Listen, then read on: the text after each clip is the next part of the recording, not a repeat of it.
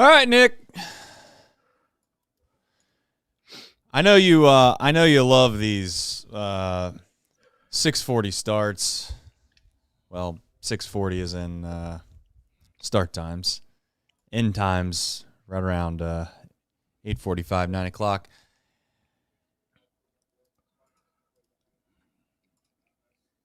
And let's just hope that Connor Phillips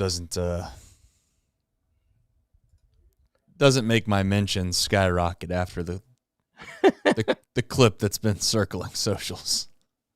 I don't think people understood also at all, like, the context of that. And also people are idiots.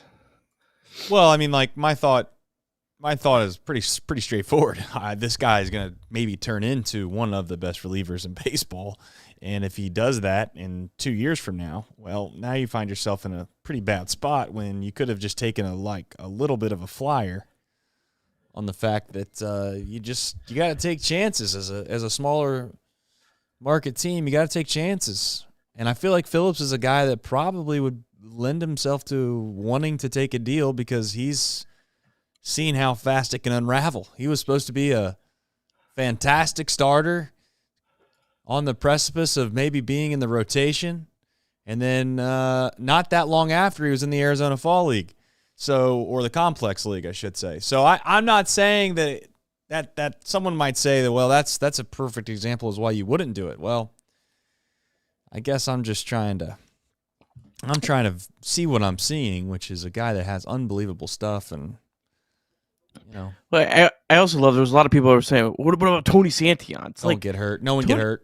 This guy is unreal. Nick, this guy he can't do anything wrong. He can't do anything wrong, dude. He can't do anything wrong. This guy is Willie Mays Hayes at this point at first base. Dude. I mean, this guy. Holy smokes, bro. I literally was just making sure nobody gets hurt. And then he almost doubled him up. He almost did. Yeah. Wow. But sorry to cut you off. I mean, talk about an extension. You want to talk about extensions? This guy's already outplayed his extension. I mean, I'm actually starting to fall on board with what your take was, which is we got to let this guy cool off a little bit. I mean, we can't go in there asking for an extension now. He's gonna want everything, and rightfully so.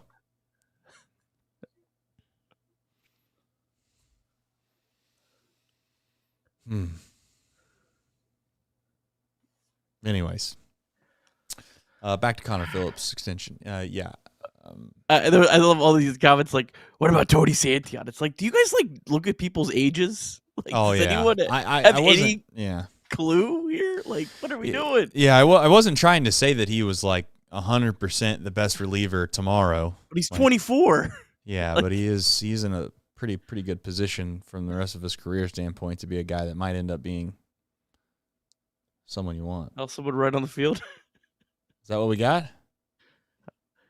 Well, I don't know what else they would just be showing a random shot of. Look at the ladies' reaction behind home plate. They're clapping. They're loving it. They're loving it.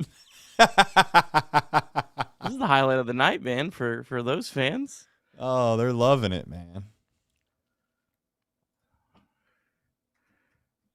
Of all the places that try to do that, where you can get, you're going to get in trouble, it seems like that would be in the ninth inning of a 5-run game at Tropicana Field. Wouldn't be the place that I'd be willing to go to jail.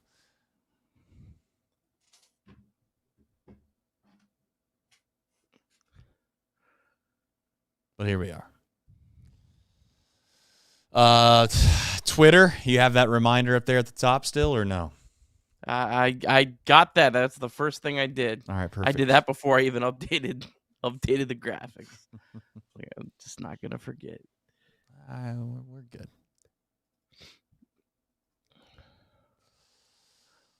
You got any topics for the back half? No, but I am wondering, are we going to go a whole game without any challenge? Not even one challenge?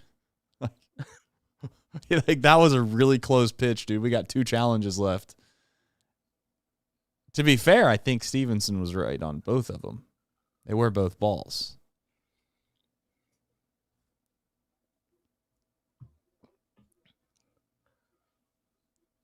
All right, listen, Sadak. I don't, with all due respect, man, let's not do the thing that made me. You don't want to walk this guy, Connor. No. Well, did they also not have anyone to pinch hit for him? I mean, this guy's literally Brian Hayes. He is, and Phillips is showcasing why there's people in my DMs right now. I'll fight him with you, Trace. I'll fight him. Let's take them on. Let's take them all on. With my take. Listen, he's going to strike this guy out. That's what he does, though. Oh, we walk guys and we strike them out. Brother. What's up with all the shades, by the way? Is there a reason everyone's wearing these, like, orange-looking shades? Can I also ask the question? Maybe he was the only one available, but, like, isn't this his, like, fourth time in 5 days? Like, what? We have that bookmark. Let's tell you. Yeah, please. He threw 16 pitches on Sunday. He did get Saturday off, but he threw 10 pitches on Friday and 23 pitches on Thursday. Yeah. I mean, I'm not – listen, now it looks like I'm trying to shield my man. I'm trying to make excuses for him. Big Tone was off yesterday.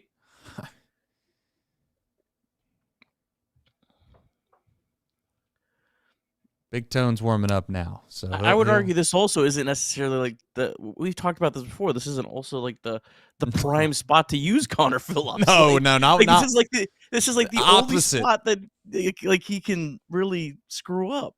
Yeah, well, he's gonna strike. He's gonna strike this guy out right here, and that's gonna be that. So be impressive. That's what he does. Lowest strikeout rate other than Luis Ariz in baseball. Watch this. Told you I know everything about the Tampa Bay Rays. Oh, it doesn't matter. I mean, Nick, it doesn't matter. Oh it doesn't matter. It doesn't matter when you have Sal Stewart, dude. I mean, the guy can't do anything wrong. I mean, he literally is walking on water right now. I mean, hey, what can you do? What can you say? Sal Stewart doesn't make those two plays in the ninth inning. This is probably a pretty tight situation. But you know what? It doesn't matter because he did make those plays, and he's on our team. And I hope he's on our team for a very long time. We're going to do a show right after this, and hopefully we kind of got everything squared away, which I think we will. And a bench to bench. Change hit in the air to deep right field. Back goes Clemente. And the save. He's done. Get out of here, baseball. He's gone. Oh, my God. You believe it? Johnny Bench has tied it up. The Cincinnati Reds win the World Series in 4 straight. It was a sweep. In the dirt, it's a wild pitch. Here comes Foster. The Reds win the pennant. Perkins won the game. That ball is fair. Cincinnati's ahead. 2 games to none. Welcome, Joe Randa to Cincinnati. Adam Dunn has done it again. Benzinger backing and calling. And the 1990 World Championship belongs to the Cincinnati Reds. Marty, yes. This is Adam from Milwaukee. Hey, Adam, how you doing? I'm good. How are you? Good. Do you think Scott Chatterbox is a good player? Dunn up there with the bases loaded, the outfield deep and around toward right, and the 1-0 on the way to the plate. Swung on, long drive, right field, and this one belongs to the Reds. And a high drive, hit back into deep right field. Junior has just knocked the door down to the 500 club. Benson's first home run is a walk-off winner. That ball had a family. And De La Cruz is, oh my goodness, look at this kid run. My, oh my, that is a triple. Matt McClain's first big league bomb. Spencer Steer's first big league hit is a home run to straightaway center field. Joey Votto's done it again. The pitch. Votto swings high in the air. Right field. Yes! He pointed to the dugout to say, I told you. That is Joey Votto's 315th career go-ahead ribby. Only Johnny Bench had more as a Red. can't tell you how much it means to play in front of everyone here in Cincinnati as a Red. What a gift. What a tremendous gift. So thank you. Thank you. I think I can speak for all of Reds country. Joey Votto, thank you. High drive, left center field, racing back to the wall, Bourgeois. The Reds are National League Central Division champions. In the air, left center field. Did he? He did! He did! Reds win! Reds win! Line into right field. Genius, the first Red ever with 4 home runs in a game. Can you believe it? In the air, down the right field line. Doesn't have a chance. The Reds have won on a 3-run home run on opening day by Ramon Hernandez. A strike away and out away is Homer Bailey. Ground ball to third. Frazier gloves. Throw to first, and Homer Bailey, for the second time in his major league career, has tossed a no-hitter. Oh, gosh. Oh, my God. Are you kidding me? Holy Moses, the second player in major league history to hit 7 home runs in the first 10 games. In the air, and the Reds win. What a dream beginning to the career of Jay Bruce. All right, Nick. Another winning edition of Chatterbox Reds. It was one in which I think we talk about gritty and come from behind, and this one doesn't fit the come from behind because of obviously the home run from Sal in the first. But there were some moments in this game where they had to bite down, and they found a way to do so. Came up with some big hits, and yeah, I know when you look at the score the next day, 6-1 might not look like, it was relatively a game in which you could say that was a huge situation or a huge hit here or there.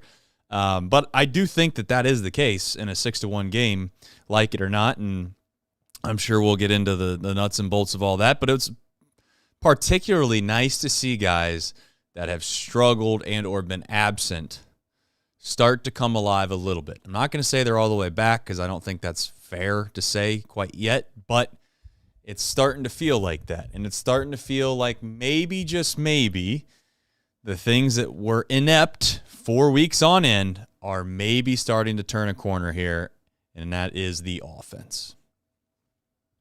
Yeah, tonight was a pretty good performance. Facing a pitcher that had good command. He didn't walk anyone, and they put up 7 hits against him. He had some swing and miss stuff too. So, this was the pitcher in this series that you come in, you kind of expect that you need to hit him. That's kind of a journeyman guy. Shout out Wright State University. But they had a good performance against him, and the pitching, just maybe not the cleanest performance from the bullpen, but I mean, they just keep doing it every night. They do it every night. I don't want to jump into the biggest situation of the game unless you want me to. I think we could maybe save that for the box score recap. I'll tell you what, we'll do that. I'll tease that. I know it might not be directly on the rundown perhaps, but I'll tease that, and I'll say, listen, the game was won in a very specific moment for me personally. It was evident that was going to be a glaring spot that was going to be remembered, and ultimately, in my opinion, it was. And I'll talk about that after we do the box score recap. Before we get to that, Nick, I want to do the supers on the front end here for 2 reasons. One, might give you a little more time there to knock that out, but also, listen, for folks that are supporting us right now, I just want to say thank you for watching. Hit the like button, subscribe to the channel, put the bell on there if you need to. Sometimes, like myself, you need reminded for everything. My wife would more than likely agree with that. So yeah, if you could do those things, that would be fantastic. And we'll start off with Rolf. Who else would it be? Rolf saying, when is Sexy Dexy throwing out the first pitch at Great American Ballpark? Is anyone nervous? ATOBTTR. I don't know, but I do know I did see video of him walking into what is, I guess, Paycor Stadium now, and he's a pretty big guy, isn't he? Some would call him an athletic freak, genetic blessing, but nonetheless, we'll see. Can he throw the ball relatively well? By the way he looks in the muscles and all that, I would have a hard time believing he's going to throw a baseball relatively well, but I'd like to see it. Maybe he's athletic enough to let one rip and be a strike. Big Red Machine. We all know how I love the Big Red Machine. He says, can you dig it? Can you dig it? Yeah, I can. ATOBTTR, that is a common theme in this show. Yes, I can. There's a song that says, can you dig it, Nick? And if I was cultured, I'd probably be able to sing it, but I don't want to embarrass myself. Samuel George says, I told you last night, just imagine if this team really gets hot. This team is starting to heat up. They're already hot. The question is how hot can you go? It's a little too hot to touch. All right. I mean, at some point when you're trying to teach the kids when they're around the oven, you don't touch here and there. The red light indicator that exists on some appliances when they are hot, it's on. You might not think it's like as blazing hot as it can possibly get, and I would agree. Maybe it's not as hot as they'll get all season, but it's hot. I mean, let's not act like the light ain't on, Nick, because it's on, my friend. It's like they're throwing a no-hitter right now. You don't even want to talk about it. You just want to stay away from it and just let it run its course. Yeah. It does feel like we're probably in like the 7th inning of a perfect game or so. A no-hitter, perfect game, whatever one you want to do. But it does feel like we're kind of in the 7th inning of that. You go a couple more nights in a row of this thing staying in the way it's been going. And all of a sudden now, you start to call your friends. You start to send out the group text letting everybody know, hey, you need to stop what you're doing. You need to turn the television on. By television, maybe your phone or Reds.TV. It actually was on television tonight. It was Fox 19. Shout out to them. I didn't watch it on there. Although apparently we had a lot of people that thought it was going to be in Columbus and other places, and it wasn't. So sorry to those folks. Yeah, it must just Fox 19. That's it. Those are the only folks that signed the deal. Let's see here. Ned Flanders. Always loving Ned Flanders. Super. He says, don't let Reese Hines get hot. This show's about getting hot. Getting hot and heavy on Chatterbox Reds at night. It's a kid show, though. I said, don't let Reese Hines get hot, and don't let Jake Fraley use ABS challenges. Shout out to Jake Fraley, too, by the way. Backside, nice little double. Didn't hurt us. Good for Jake Fraley. Go Reds. Mick with about 9,000 C's. McClain. McClain. Maybe, yes. Thank you. Schwartz. Appreciate it. Ken Pearson says, can you feel the confidence growing? This will be a fun year. That's like the dad. It reminds me of the dad looking back at the kids and be like, we're having fun, damn it. Put a smile on your face, kids. This will be a fun year. A win for more than 2 runs. Yeah, it's nice. It's actually nice, isn't it, Ken? Kind of relaxing. Kind of nice and relaxing to watch a game like that at times. Hanky Hoosier Redleg says he was on the Rays. It was on the A's. I don't get it. I'm going to have to do some research, dude. This is 2 super chats in a row. I don't know. It's lost on me right now, and maybe people will explain, but like I'm 5 years old, but I need all the help I can get. Last super chat before we get into the show. Roth with another says, Tropicana Field is built out of Lincoln logs. Sal Stewart drank a 5-gallon jug of Tropicana orange juice before the game. That bat crack on his home run. Love that sound. This show's the best. Thank you, Roth.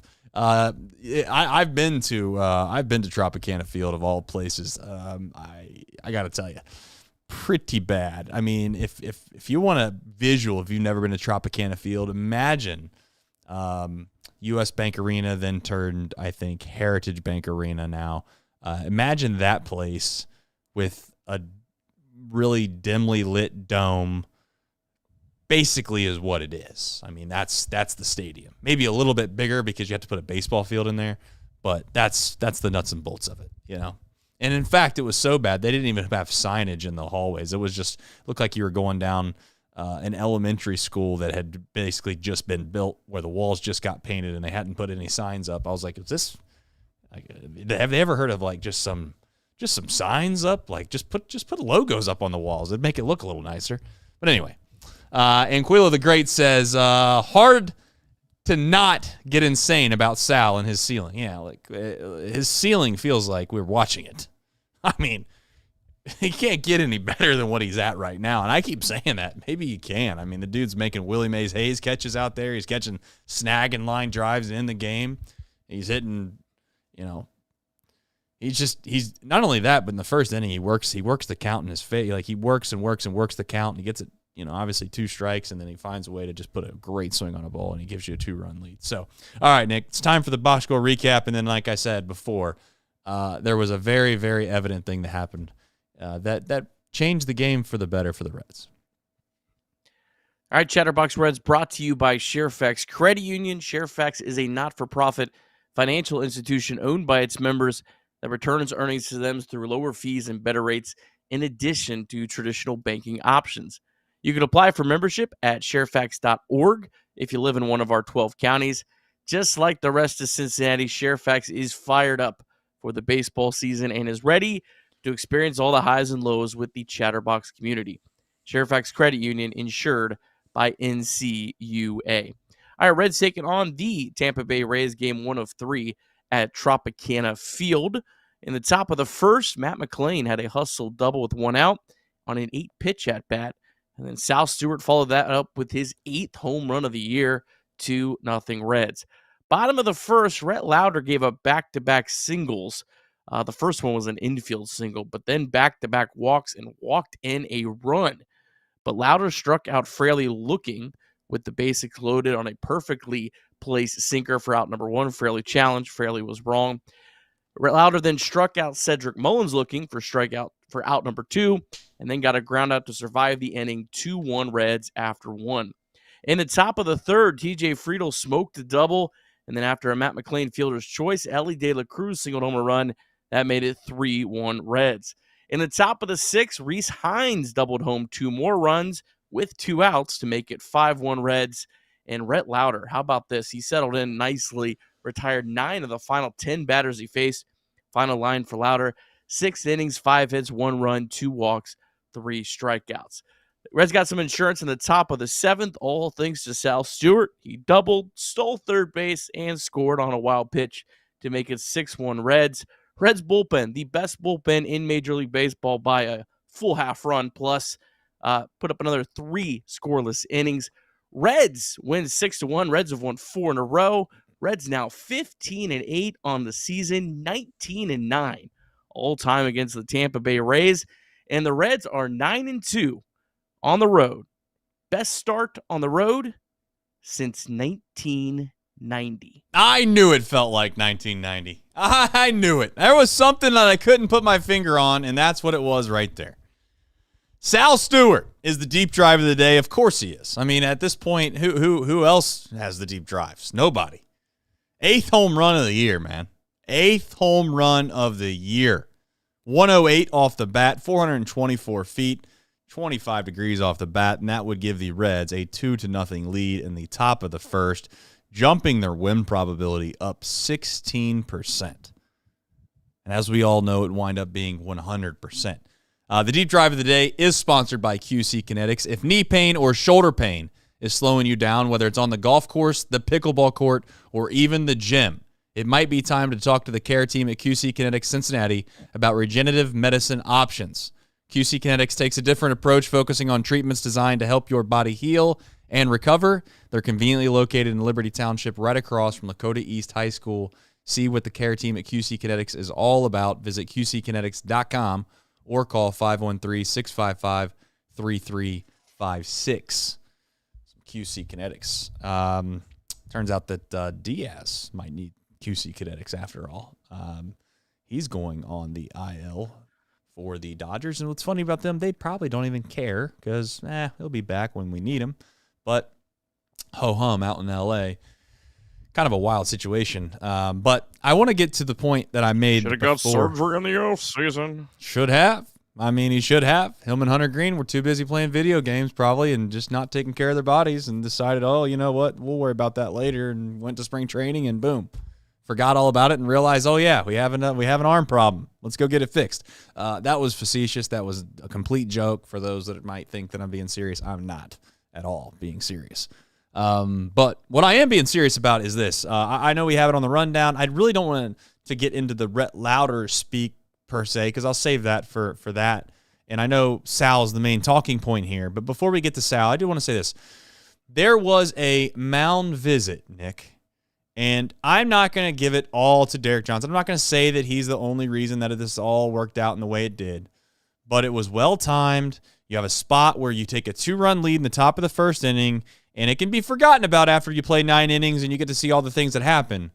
But let's face it, the Reds obtaining a lead in the first inning after what happened, where you go single, walk, or a single, walk, and you walk in a run, so you have the bases loaded with nobody out, 1 run already in, Derek Johnson takes a mound visit, and you get back-to-back strikeouts, and then you get out of the inning with a lead. That is a miracle to a certain extent. I mean, you are not supposed to exit that first inning. Not only on the fact that you're supposed to have a lead, but I would also say, Nick, we weren't too far away from them having to make a major decision and then just go make it a bullpen game where you start to completely shred the bullpen. Like it or not, yes, you can try to have somebody go out there and throw extended innings, but you're still going to have to probably utilize way more of your bullpen than you would have liked to. You're kind of punting a little bit on the game. But the fact that he was able to not only keep the lead, but more importantly, Nick, to be able to survive the inning and then pitch as far into the game as he did, that by far was the situation and the play of the game. And you know, yes, there was big moments and big hits later that we'll get into, but that was a massive, massive situation that we avoided. Yeah, Reds only had a 38.1% chance of winning the game despite being up 2-1 in that spot. Might have happened to glance at a sports book that said they were plus 158 at that moment. Wow. Might have also regretted not jumping on that. But we can't dwell on that fact at this moment. But yeah, it felt like it was teetering for Louder, and Louder's kind of been a little shaky at times, but made some great pitches. That pitch to Jake Fraley, well, it obviously was good because Fraley challenged it. Right. I mean, that's kind of a pretty good indicator of how, good a pitch is if they challenge it. And then, yeah, he made good pitches to Mullins as well. Did not give Mullins a single. Only gave Mullins 1 pitch to hit, and it was the cold strike. So he was able to deceive him a little bit and then get their catcher out to end the inning. So, yeah, that was a huge spot in the game, and then after that, it was pretty much smooth sailing. Yeah, and I want to give Tampa some credit, too, because I think that if you don't watch the game, it's easy to look and be like, oh, you walked guys, and then you got yourself in trouble that way. There was some good at-bats, Nick. Like, they laid off some really tough pitches. There's a couple off-speed pitches that look like a strike, 58 feet all the way there, and then the last 2 feet it dives out of the zone, and they were able to lay off of them, and they were very competitive pitches. So Tampa, they, like I said, I give them a lot of credit for what happened in that first inning, because I think that they created that havoc on their own. I don't think that we handed it to them as much as maybe it might look like in a box score type situation. So give them kudos and go ahead. And I would add, too, I think probably a lot of people don't realize how good Tampa Bay's offense has been. They came into today 3rd in Major League Baseball in batting average, top 10 in OPS. So this offense was really rolling. You may only know 2 or 3 of the names in their lineup if you're I wouldn't even say a casual fan. If you're a pretty tuned-in Reds fan, you probably don't know a lot of the names in this lineup. But they've been playing really good offensively, and to be able to get out of that inning and then hold them. And also, too, Trace, you were talking about,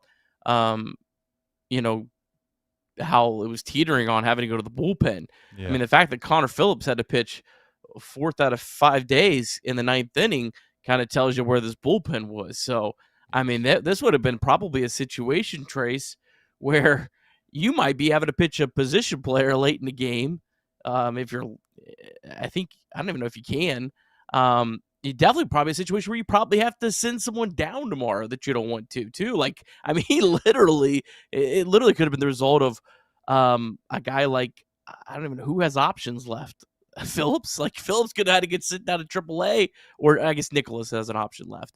But yeah, that would have kind of been the situation.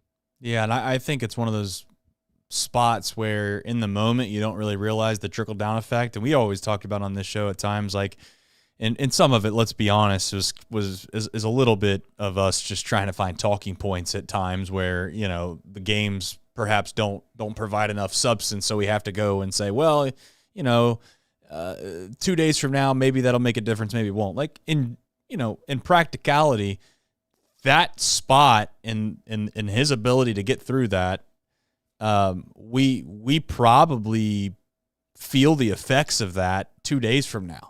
Where, again, if you don't watch every single game, or you're somebody that's just kind of checking the box scores because you're on a trip or whatever it may be, you don't realize kind of how tight that was and how close we were from being in a really, really, really bad situation.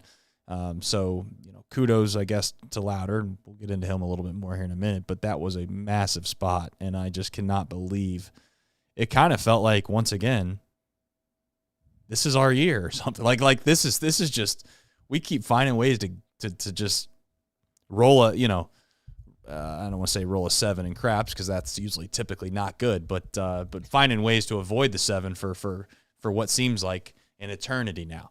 All right, let's talk about Sal Stewart. He is by far, in a way, the most pleasant surprise that the Reds have had this year. Not because I think that he wasn't expected to be relatively good, or not because we didn't believe that this was possible at some point in his career, but to hit the ground running in the way that he has, Nick, and also maybe the biggest thing of everything, which I think that it's hard for me to say that because he's been so good offensively, but defensively, his ability so far to not be a guy that you're just trying to hide out there is such a huge advantage for this team that I don't know if that can go understated, or overstated, excuse me. So what more is there to say about Sal Stewart other than what I just said?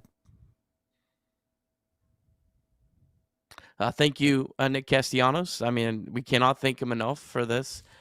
Thank you, Nick Kroll, for not listening to the ravaged fan base that desperately wanted the Reds to keep going in 2022. This is why you hug prospects. This is why you hug them. You hug them tight, because one of them will end up being Sal Stewart, and you can't afford to screw it up. I mean, like, he's incredible. I mean, this team would be toast without him right now. We'd be going nowhere.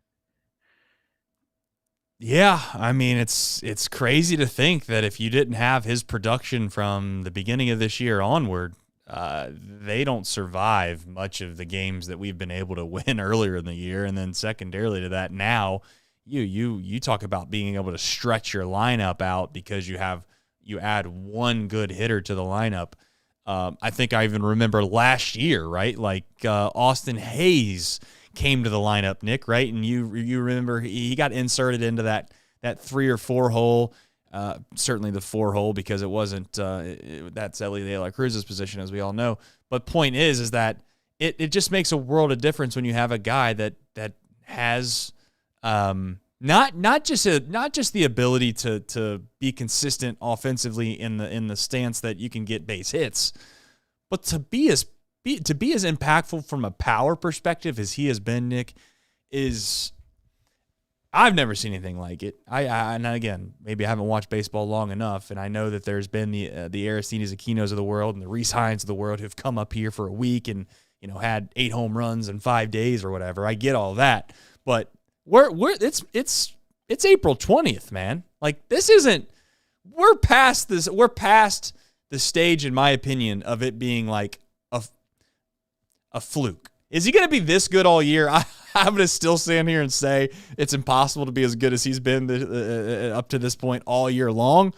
But I'm past the point of thinking that this thing's like just smoke and mirrors. Your thoughts on that, if any?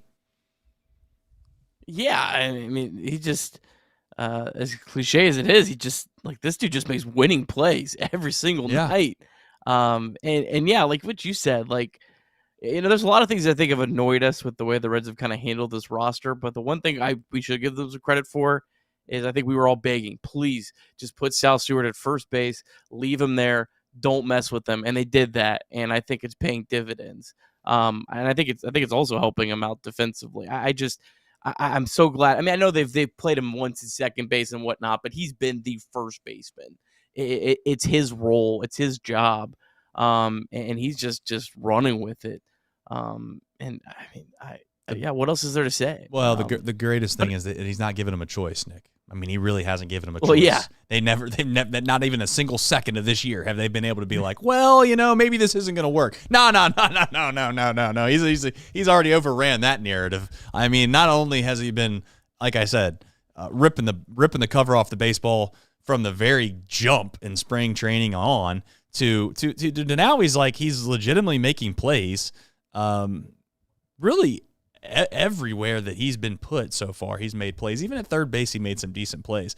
Yes, you could argue that he doesn't have the range as other guys, et cetera, but like if the ball is around him and he's able to get to it, he has made the play. So I don't mean to make it sound like we're wasting our time talking about Sal Stewart. We need to move on because it just seems like the narrative is the same every single night. This guy's unbelievable. You can't play any bit better than he has. But genuinely, I think for the listeners, it's probably just better off just to move on past Sal Stewart because at this point, we'll update everybody when he's worth talking about again. But I just want to say, if and when this might happen, and I say if because it might never happen, we need to remember what he has been able to do for this baseball team up until this point. If and so when June or July comes around and we have a spot where he's struggling a little bit, that's part of it. We've already kind of spent some of this capital that he's provided us to get some wins early in the season.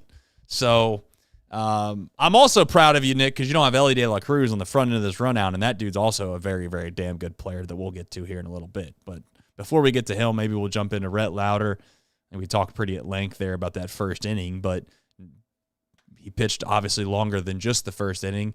And Nick, he was capable of keeping guys off balance, which makes him what I think is really, really good. But more importantly, he settled down, threw the ball over the plate, got some good plays behind him, which helps, and ultimately settled in and gave the Reds a really, really good chance to win. He also didn't walk anyone after those first two walks in the first inning. So through strikes, only gave up a total of 3 hard hit balls in the game. One of them was the second batter of the game. So after that first inning, he didn't walk a single batter over the next 5 innings, and he only gave up 2 hard hit balls. I mean, that's pretty impressive. And that's how you can have success when you're not missing bats, because he only had 7 swing and misses, which was half the amount of the Tampa Bay Rays starter tonight. But yeah, I mean, he's able to find a way to. This is probably his recipe. I think he probably needs to have a little bit more swing and miss, but he's just going to induce weak contact, and he is the kind of pitcher that does need a good defense behind him. And I think that is definitely evident. Like, you might be able to get cued on days with Chase Burns. You might be able to get cute when Hunter Green comes back. But like Rhett Lauder, I think you got to make sure you put a pretty good defense behind him, because he'll give you a chance to win if you do more often than not. Well, just case in point, bottom of the third inning, first guy that reaches or doesn't reach, but the first guy that comes to the plate is Caminero, and he absolutely just the word that comes to mind is just pisses on a baseball. I mean, 112 miles an hour off the bat, and Ellie dives to his right, stabs it in the hole, makes the play, lasers, he basically, I don't know what the exit velo was out of his hand, but it was probably damn near 100 miles an hour across the diamond to get Caminero by a half a step. And that sets that inning up because I just want to let everybody know that probably forgot. But, next guy gets a single. So in retrospect, that might feel like, oh, that was just an awesome play. What an unbelievable play. But, it stops the inning from kind of getting into a spot where you start to have to worry yet again about Louder and giving up runs. At that moment in the third inning, it wasn't like the game was out of hand at all. It was 3-1. And next guy comes up in Yandy Diaz, and he grounds into a double play that also, like you just said, requires good defensive effort. So you're not wrong. I think every pitcher, to be clear, needs a good defense behind him, obviously. But the less swing and miss that you have, the more times guys are going to put the ball in play. Clearly, you're going to maybe need a little more help than the next guy, and Rhett Lauder's probably that guy. And it's nice to see. It's nice to see that it's nice to see Ellie get off to as good of a start as he has. It really is. And I don't want to jump into Ellie right now, but stick on Rhett Lauder here for a brief moment longer.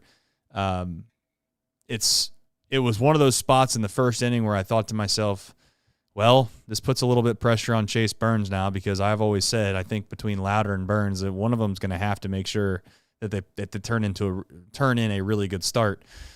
Because it kind of feels like right now to me, and maybe I'm wrong about this, and I don't mean no disrespect, because the other guys have had much longer major league careers than Burns and Lauder have.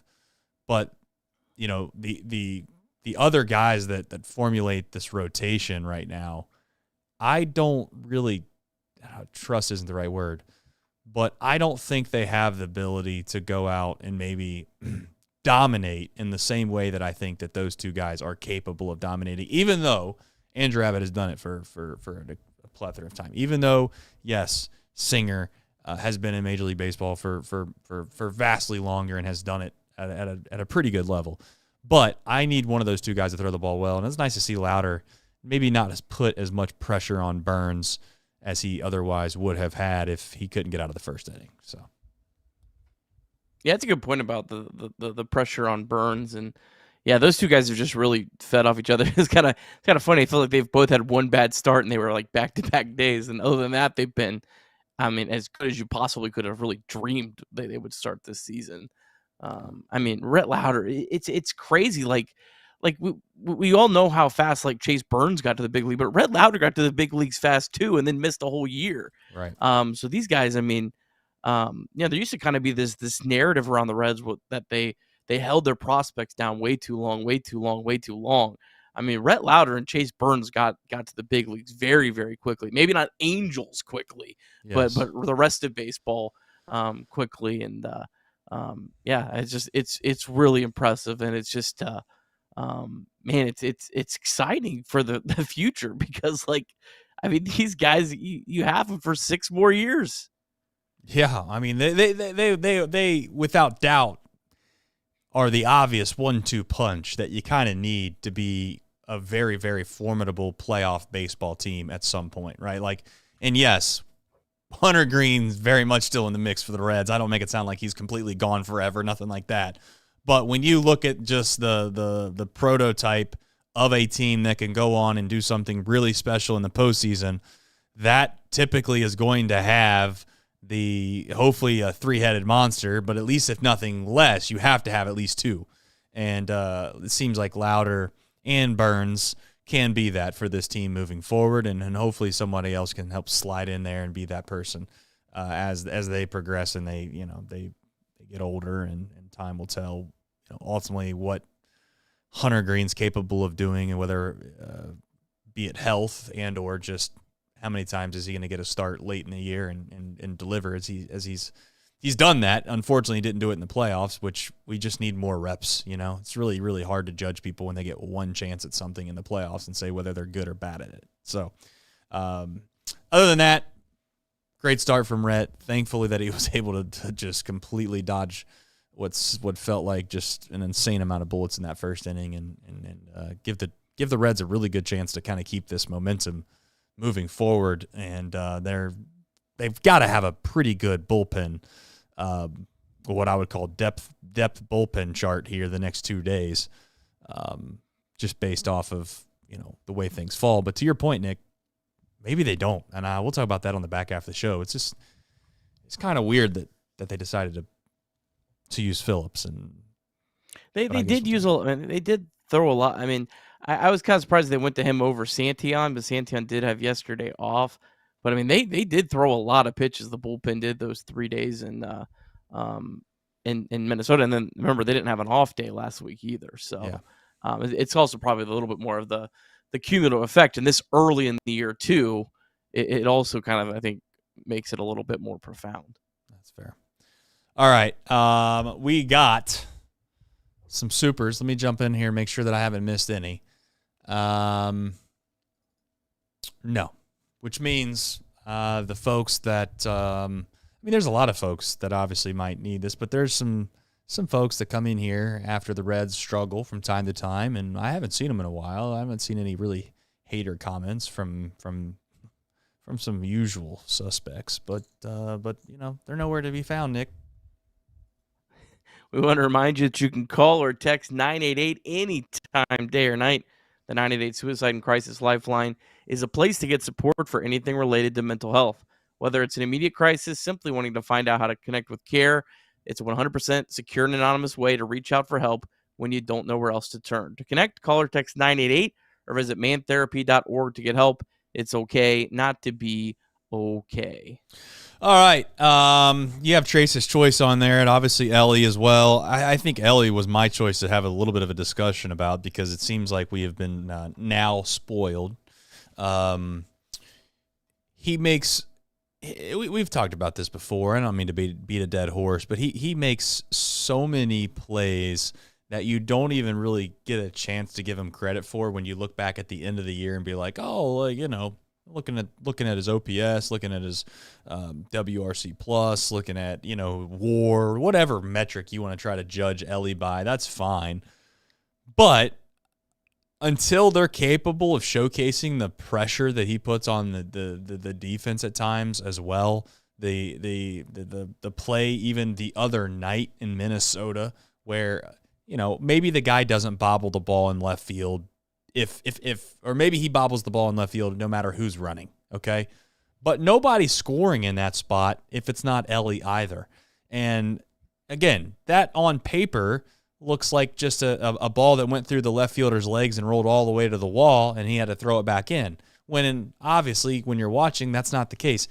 When you add on the fact, and this is where I want to get into the nuts and bolts of this whole thing, when you add on to the fact that he has been very good at shortstop this year, it makes him so much more valuable to this team and in a franchise like ours than people probably truly even understand. Because when you have to go to the open market and you have to try to find a shortstop that can play a position like that at a high level and also be able to do the other things that Ellie's capable of doing, it costs you an insane amount of money. And whenever you're trying to make up the difference between your club that is incapable of spending the money that they're incapable of spending and other clubs that are capable, the way that you can catch up or the way that you can bridge that gap is finding guys that are capable of performing at the level in which Ellie has performed at shortstop. And, oh, by the way, you obviously have him under contract and under team control for the next, several years now. And it's just taken for granted. I do it. I'm not saying that I don't do it. I take him for granted because he comes up with all the expectations in the world, and certainly he lived up to those in the first few weeks. But then all of a sudden, many of us, and I'm going to include myself in this. I don't make it sound like I'm talking at people. I'm just talking with all of us. And the truth is that you just hope and expect that he can keep the consistency and the level of play that he showcased when he first came up here. And the truth is he didn't, and he struggled. And he's a young player, and he's trying to find his way. And last year, yes, maybe he was hurt. Maybe the quad and the hamstring, whatever else was wrong with his legs, maybe that was making a huge impact on why he was incapable of being, good for the back half of last year. But then you add in the fact that he comes into this year and he has looked he has looked much better at shortstop. And whether that's him working incredibly hard in the offseason to shore up some of the fundamentals, or if that's just him getting more familiar and feeling a little more comfortable in the big leagues and starting to accept a role, Nick, whatever it is, the truth is that he gets taken for granted. And that's what happens to superstars. That's what happens to guys that are really, really good in this league. It happened to Joey Votto. It'll happen to probably Sal Stewart at some point if he's really, really good.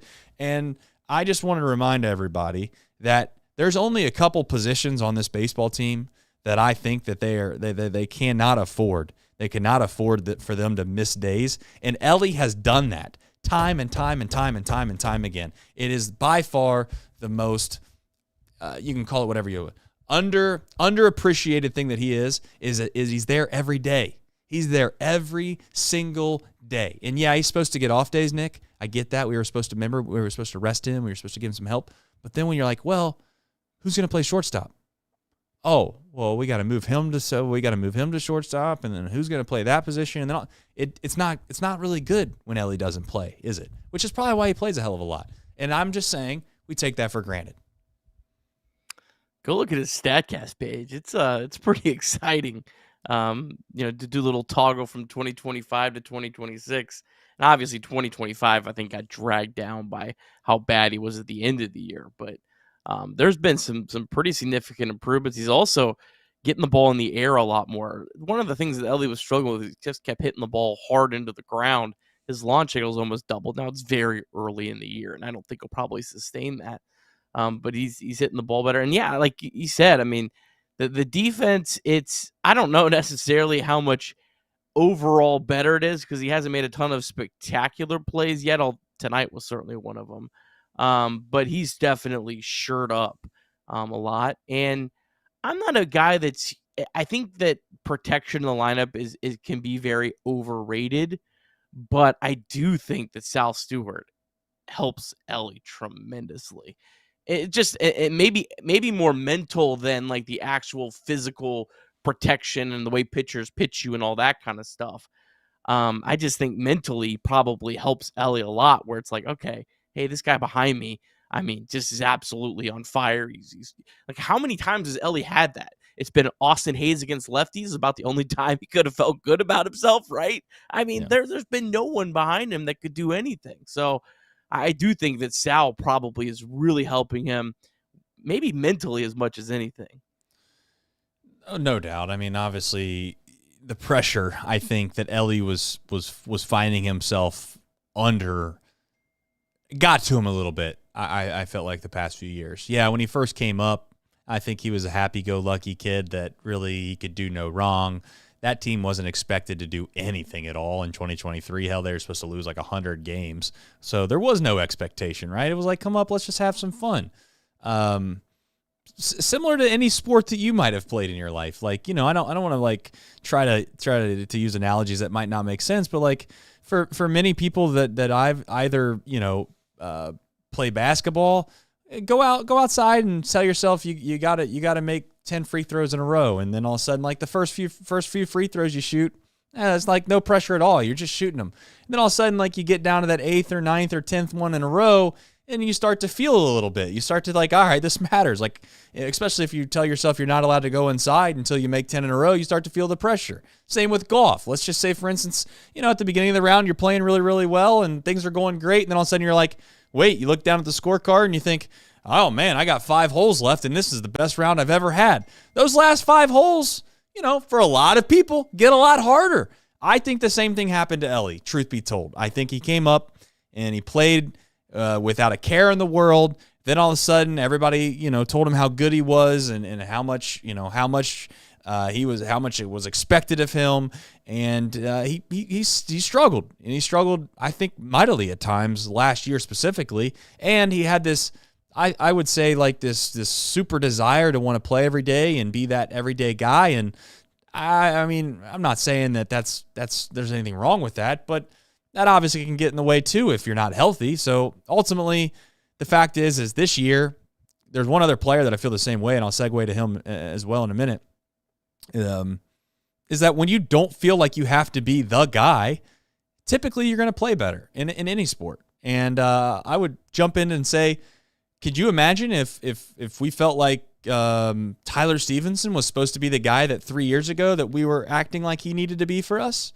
What would the message boards and the social media be looking like for Tyler Stevenson right now if he was hitting in the 4-hole? Supposed to be this power or run producing backstop that we had. And at one time, that's kind of what we wanted him to be, right? But that's not what we need him to be anymore. That's not what his expectation is. So he kind of slides down in the background, and nobody ever brings up that he's not had a good run of it late. And some of it's bad luck. As Craig points out in our chat, he's hitting the ball really, really hard. So I'm not taking anything away from Tyler Stevenson. In fact, thank God he's been healthy and played every day because we need him too. But that's what I mean by just saying, like, when you take the pressure off guys, I think it matters. You can say whatever you want. It matters. Go look at some guys' careers in New York or Philadelphia or wherever else that you want to say where the spotlight's massive, super bright.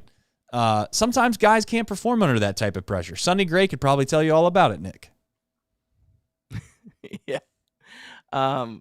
This was supposed to be the last year for Stevenson in India. I mean, this was supposed to be like their final year before they were free agents. And that's how kind of this whole thing should have gone. So yeah, I'm with you. I'll jump to the next thing and you can go back to whatever you want. First off, I'm just so glad that I'm saying this when the Reds are 15-8, not 8-15, because I'd get eggs thrown at me. But it was pointed out today by Baseball Unstitched on the X app. Unluckiest team in baseball offensively was the Reds, and it's like by a wide margin. And they're using this stat, expected weighted on-base average, which I've brought up many times before. But it's basically a stat that tries to do the best job at encompassing everything with hitting and what you should have got based on the way you hit the ball, all the factors around it. And the Reds are at 320 entering today in the expected. The Reds were 299 in that stat last year. So as bad as the offense has looked, and 320 is to be clear, is about average. This offense should have been closer probably to average. And one thing that I was kind of thinking about, like, well, okay, so they've been average, and they faced a lot of really good pitching. And not just good pitching. The Reds haven't really had a series where they faced 2 or 3 bad starters in a row. Like the Milwaukee Brewers, who the Reds are ahead of in that statistic, they played 3 games against the White Sox and 3 more games against the Nationals. The Reds haven't had any of those opportunities. I'm not saying every pitcher the Reds have faced has been great, but they haven't had a whole lot of nights where it's like, oh man, we should crush. Tonight was one of them, and they actually, put up 6 runs. So I don't know. I'm kind of encouraged by that, and it's certainly also nice that you're doing it when you have a 15-8 record. 100%. Another thing that's also very nice to see is, I'm looking this up on the fly here, and okay, he flew out in the 8th, but Spencer Steer seemingly has gotten on base every single time that he's let off an inning. What felt like in the past week. And I mean, like, I'm being serious. I mean, I was if he didn't fly out in the 8th inning to lead off that inning, and I've seen him getting on base again, I was ready to champion putting Spencer Steer at the leadoff position and just let's let it ride. Let's just let it rip. No offense to McLean, but maybe he moves on. We just start the game off with Steer, Ellie, Sal, Eugenio. Fill in the rest of the list however you wish at this point. I don't care. But it just makes a huge difference where we talk about the expected stats, and you need some guys to come through that are maybe playing better than whatever their numbers showcase, and all those types of metrics that we try to show, that you try to more times elicit people to calm down about certain players when things maybe aren't going as well from a box score perspective. The lineup changes dramatically when either or, I won't even say both of them have to be, but either or, TJ Friedl plays at the level in which gives him the leash that he has been given, whether it's earned or not, it doesn't matter, but he has played well at times in his MLB career that has allowed him to get the leash that he was given. I don't totally agree with it, but it is what it is. He has performed well in Major League Baseball, and if he's capable of doing that yet again, that changes the whole dynamic of this entire lineup.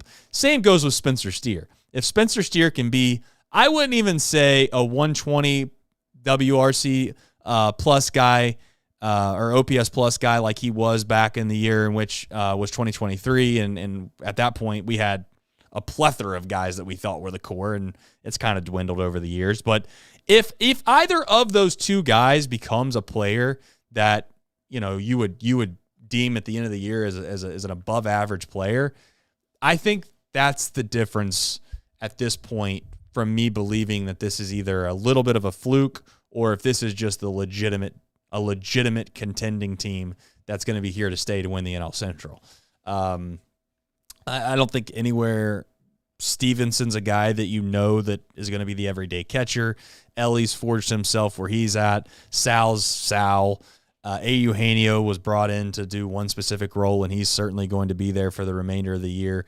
Matt McClain, like it or not, is kind of penciled in there. But the outfield has been the biggest question mark for this team. And there's a couple things that happened in this game that were just a sign of things might be brighter ahead. One, TJ Friedl yet again has an extra base hit. Spencer Steer continues to get on base at a pretty high clip as of late. Dane Myers comes in and does what he's supposed to do when he's a defensive replacement in center field and make a really, really good play in the outfield. And then Rhys Hines, like it or not, he's probably going to be given a pretty decent run at this thing because it feels like, Nick, this is it. You get a good run at this, you're either here or you're not, man. You're going to get 1 month. Show us what you can do. Got off to a terrible start, but now he's rebounded a little bit. And maybe the most important thing that he's capable of doing is, yes, he's got all the power in the world and he can hit home runs, but the fact that he was able to stay inside of a ball tonight, keep it fair down the left field line, that was a massive hit. And, oh, by the way, he made a nice sliding play in right, showed off an incredible arm as well in right field. That's a very, very, very important thing for this team if he's capable of being good. So there's no real reason right now, if you're a Reds fan, that you don't have pretty good optimistic views of a lot of things that are going on. And, whether they continue or not, I don't know, but that's the facts, is that there's a lot of positive things moving in the right direction. Brian Hayes is probably the only guy I still just scratch my head at and just hope things turn around, or I don't know what they're going to do, but we'll see. And I know he's been unlucky, and I'm glad he got a hit tonight. I'm glad, yeah. I mean, that ball wouldn't have shattered my minus 90 launch angle. Yeah, that literally wouldn't have broken my 2013 Honda Odyssey glass that I have sitting out in my driveway. Yeah. It's good to see Hines. That's 3 straight days where he's done something to help the team. Yes. That throw, the broadcast is like choking up over Fraley, and yes. Hines just about guns him down at third base. And it was one of those plays where I couldn't even believe it was a play. It was really incredible. And one last thought on TJ Friedl. Those 2 doubles, if they felt different this year, well, that's the only 2 balls all year, today and yesterday, that he hit over 100 miles an hour into the air all year. So that's quite a big difference from what we saw for the first 21 games of the year. I mean, I think it's probably even a show like ours that we haven't brought up 6-1. We've been on here for an hour now, and really Rhys Hines hadn't even been brought up as a big hit. And I mean, it was a big hit. That was a big hit. It gave the Reds some breathing room. It felt like they cashed in on an opportunity that they could have slid away. And it was nice to see, because every time you can help the team do something to win, you start to feel like you fit in. You start to feel like you earn the right to kind of be a part of the team. And I think lately, almost everybody on this roster has been capable of saying they've helped the team win. Even Will Benson. Shout out to him, by the way, on the stat of the. I can't believe you haven't brought that up. Stat of the century, by the way. I mean, only guy in MLB history to do it too, Nick. Like, that is some insane thing to say out loud. Nobody in the history of Major League Baseball was capable of doing what Will Benson did. Who knew? Well, who knew all of the perseverance and the non-opportunities would lead to that, Nick? Well, it's the non-opportunities that did lead to that. For those that don't know, I'm going to paraphrase. I don't know if you have the actual stat right in front of you, but he is the if you have it, please take it away. I can get it's on C-Box Twitter. I'll find it. Yeah, but basically on Sunday, Will Benson became the first player in Major League Baseball history to score 2 or more runs without seeing a single pitch in the entire game. And that was because he was intentionally walked for the second time of the weekend. I believe both times Rhys Hines were on deck, which is kind of interesting. You know, I think it showcases that 2 things. One, they respect the power of Will Benson on the left-handed side of the plate when there's a right-handed pitcher. And or you could also argue that they just thought Rhys Hines was 0 for 12 and maybe they'll just make it 0 for 13. Derek Shelton watched Will Benson in 2023 too. Yeah, I don't know. Hey, a lot of things turning up well for the Reds. So shout out to all of us. You know, if you haven't already, hit the like button. That would be fantastic. That'd be a huge addition to this show. And more importantly, subscribe to the channel if you haven't already. That would be fantastic. Hit the notification bell for all the people that might not have done that. And I think that does it for all the YouTube, the clamoring that you're supposed to do on a show like this. But nonetheless, Nick, if you have some Reds MILB, I can't wait to figure out what Austin Hendricks is. I'm close to ordering a jersey. Well, it's Monday, so the minor league teams are off. What a shame. But we still, since we got a sponsor, we're gonna do it every night. Reds minor league report brought to you by 78 Cigars. Cincinnati legend Anthony Munoz has a new venture, and we are fired up to partner with you here on Chatterbox Reds. Introducing 78 Cigars, a premium cigar line from the Hall of Famer himself. If you love great cigars in Cincinnati football history, this is the perfect combination. You can grab 78 Cigars right now at both Montgomery Inn locations or over at Creekside Cigar Company. You can also check them out online. Just head to anthonymunoz.com, click on the 78 Cigars page, and learn more or place your order there today. That's 78 Cigars from the greatest offensive lineman to ever do it, Anthony Munoz. All right, who is hot down on the farm? This was the stats from last week. J.J. Bleday hitting .429 over the last week. 3 home runs, drove in 9 runs. Avon Johnson's been incredible. He actually missed the first week of the season on the IL. He had a .500 on base percentage last week. He hit 3 bombs down at AAA. Carlos Sanchez, this is a guy that's really exciting. Sanchez was great in 2024. Last season, it was a disaster for him. But this year, he's off to a great start. .429 on base percentage last week, and he stole 6 bags for the Dayton Dragons. Down in Daytona, Bernard Moon, he had .409. He had 4 doubles and a homer, drove in 10 runs. And a guy I'm really excited about, Hunter Parks. 3 1/3 innings out of the bullpen. 2 hits, no runs, 7 strikeouts. Most importantly, he did not walk a batter. This guy has really struggled with his command, but he throws upwards of 100 miles per hour. He's just kind of been inconsistent. He's had a lot of injuries, so that's really good to see. He's a guy that is definitely a dark horse to maybe get a spot in the Reds bullpen late in this season. So that's a guy. 2 guys who didn't make the list worth mentioning: Kyle Henley, 13 for 13 in stolen base attempts. He has a .381 on base percentages this year down at Daytona.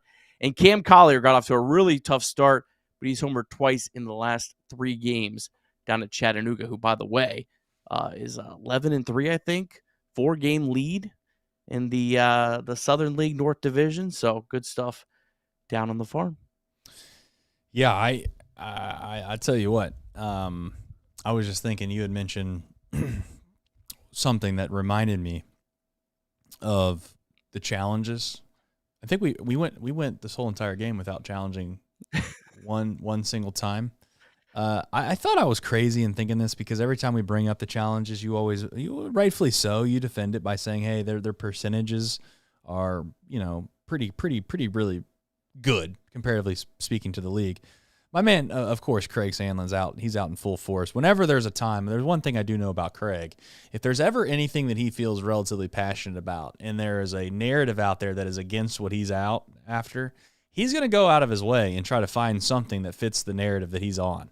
And he's fighting the good fight for guys like me and him right now who think that this challenge situation that the Reds find themselves in seems a little ridiculous at times. Well, it might be because for those that don't know, in 2026, out of zone strikes versus their own batters, challengeable but not actually challenged, the Reds find themselves in dead last in Major League Baseball.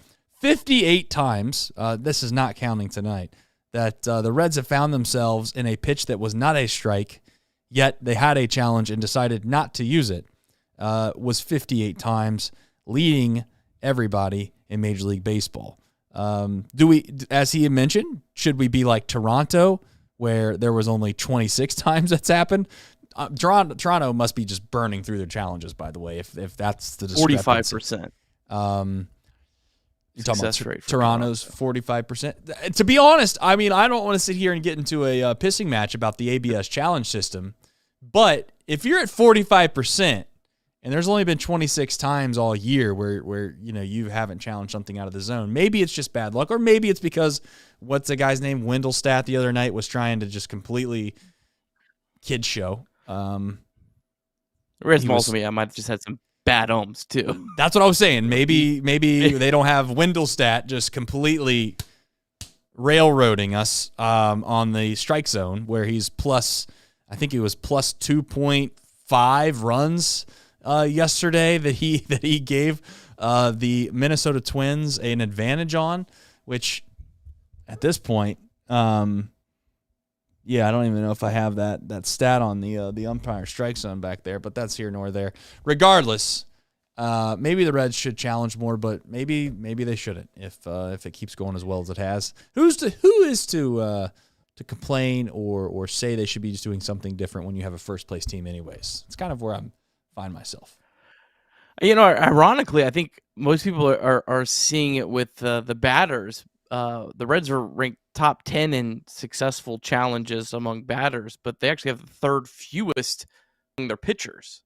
So, that's maybe where they're not exploiting it enough. The Reds have a 71% rate among their challenges among pitchers. They have a 61% among hitters. Yeah. They also, there's times where, like Fraley's situation, right? If Fraley played for the Reds, he would have known he's not allowed to challenge that in that spot. I'm being a little facetious. There's a little joke. It was a high leverage spot. He probably should have challenged it based off of the floor.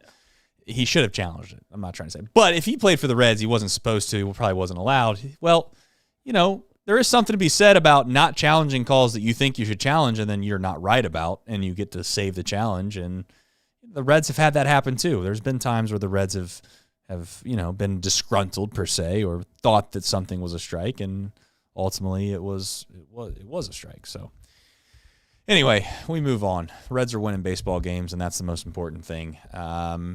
They got more games to be played, Nick. We have who, what, when, where, and why. We'll be right back here tomorrow, and against a familiar opponent.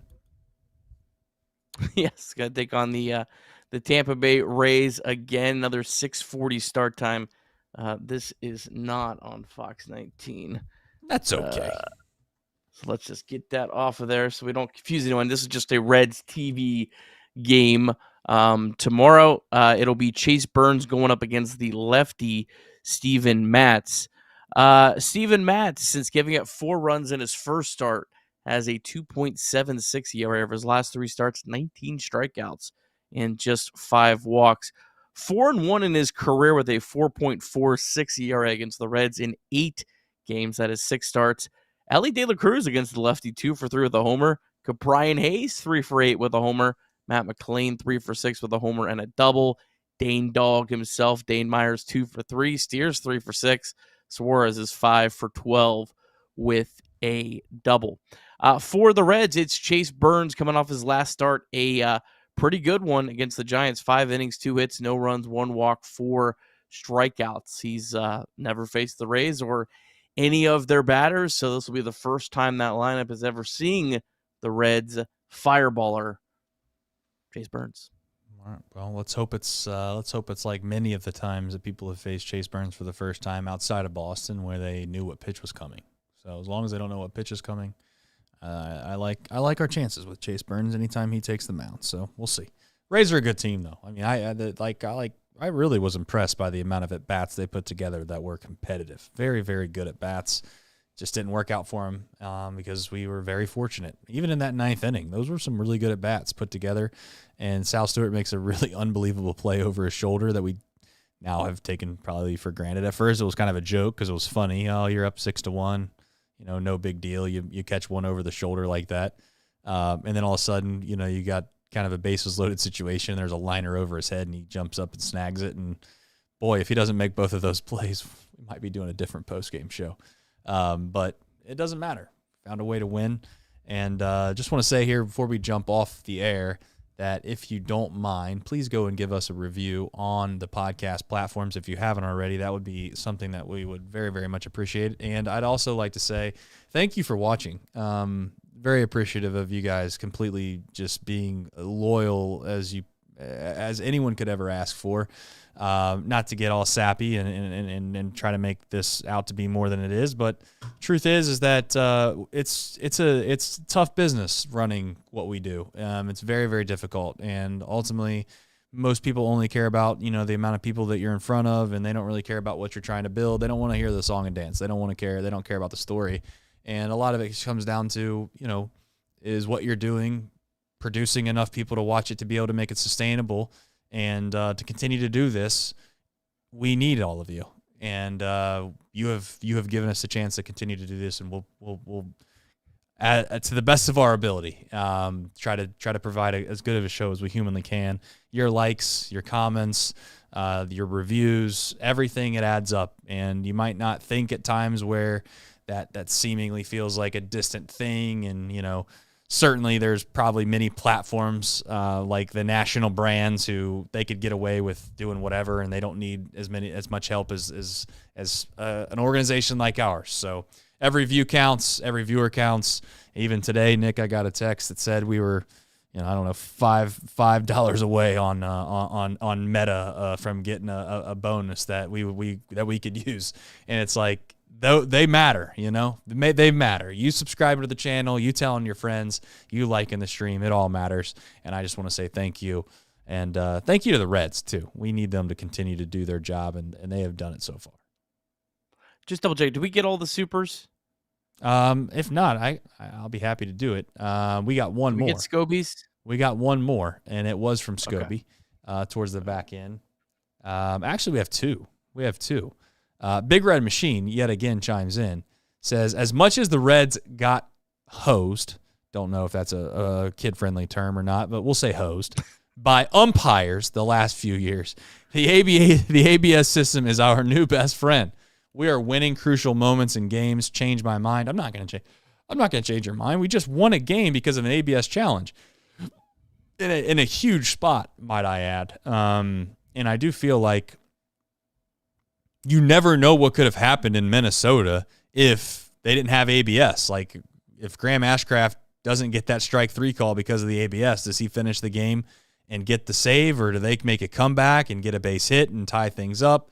I don't know, but I do know that the ABS certainly, if nothing else, keeps umpires honest. And that is what I love most about it, is that if you still have challenges left, if as much as I would like for them maybe to use it more, at least if you have a challenge left, there's always the chance that you get embarrassed. And if you don't think these umpires get embarrassed by challenges and the ball showing up completely clearly in the strike zone or out of the strike zone, depending on what they called, I think you'd be wrong. And I think that that's the most important thing moving forward, is that it keeps them honest, and it kind of makes sure that they can't fall asleep back there from time to time. That is everybody besides C.V. Buckner, of course. He seemingly can do whatever he wants, but. Last super, anything you want to add on the ABS? I know you're the ABS guy. I don't know if I'm the ABS guy. I'm kind of just trying to feel it out a little better. I feel like I need more data on it. Like, I don't want to. Right. I don't feel. My head says I want the Reds to challenge more, but I just look at this and I'm like, it's hard to really argue with what they've been doing. I didn't mean it like that. I meant it as in, like, you have been clamoring for the ABS to exist in Major League Baseball for quite some time. You and rightfully so, by the way. I just, and what we're doing now is going to be a cute story in 5 years because they're just going to do this for every pitch. This is just like, they're going to be like, yeah, why are we not doing this for the whole thing? And it'll be that way soon enough. Fair enough. And actually, the more I watch it, as long as it's an instantaneous thing that they can get into the umpire's ear, or pretty instantaneous, I don't think I'm going to hate it either. I actually might be on your side, Nick. If you can get the call right every single time, then let's just do that. That'd be probably pretty easy to do. Scobie, thank you, Scobie, said he just wanted to support the channel. Go Reds. Thank you. Appreciate it, Scobie. And like I just told all of you, I mean, I appreciate everybody, even the haters. You know, even the haters. What's the saying? If you don't have haters, you ain't popping. I think that's the term. So we'll take them all. However we can get them. Haters feed families in our business. They do. They feed our families. And if you talk to my son, we need more of them. Trust me. He's never happy with what we're eating at the house, but that's all right. That's, I mean, you can't go out to eat every single night, like no free ads. But if there's a certain chain restaurant that just had, Arches, perhaps we'll just say Arches. If we could go there every single day, I think that would be okay by him. But it's unsustainable, Nick. It's unsustainable. Some are saying that's the Reds, but at this point, I'm not going to say that. So. Phillies have lost 6 games in a row and 10 out of their last 12. Oh yeah, I was thinking the other night too. I'm gonna end the show like this. I got a bookmark. Yeah, listen. I'm well aware of the messages that I got after the Schwarber news popped off. I'm well aware. I remember a lot of those. A lot of those might be receipts too. I might have a few of them bookmarked. I might have a few of them liked. Kind of mix in a like here and there too, just to kind of make people stay on their toes. But hey, the truth is this. I was thinking, and I don't want to get ahead of myself, but I'd be lying if I said when I was laying my head down to sleep last night and I was looking at the standings, I was looking at the MLB app, I wasn't like, just maybe. Just maybe if you're Kyle Schwarber and you look at this thing towards the back end of this year, you're going to be like, man, that'd have been a lot of fun to play in my hometown.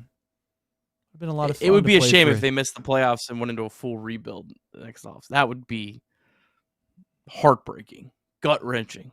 Right. Yeah, I couldn't imagine what they'll do with all of those big-time players they have. If they find themselves... The Reds. Yeah, we'll take a few of them.